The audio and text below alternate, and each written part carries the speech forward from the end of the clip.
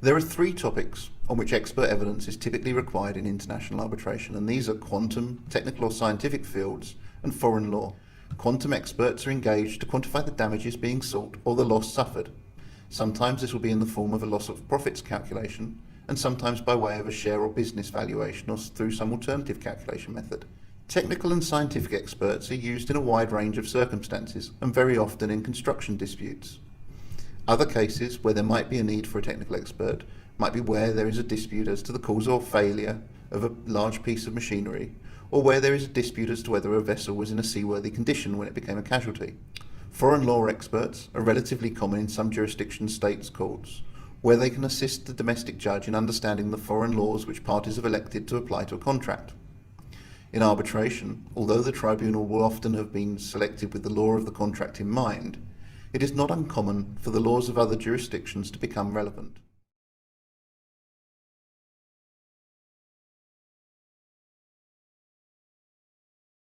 Manner in a sense of method.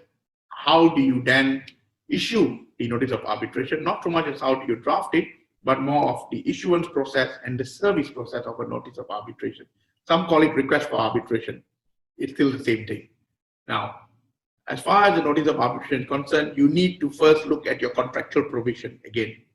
Does it state that you need to serve the notice of arbitration or any notices under the contract by way of particular manner, mode, be it fax, courier, email, and should be addressed to which party, at which address?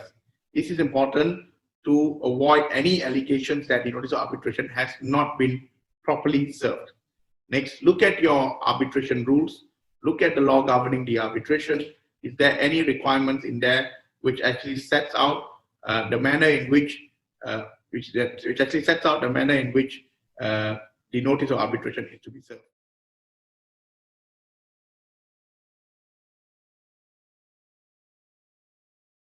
The ICC rules says that the arbitral tribunal not only needs to establish the provisional timetable upon its formation, they also needs to get a so-called terms of reference drawn up and signed within 30 days upon receiving the case files from the Secretariat. The terms of reference is a document that includes, for instance, particulars of the parties and arbitrators, the place of arbitration, a summary of the party's case, particulars of the applicable procedural rules, and perhaps a list of issues to be decided by the tribunal.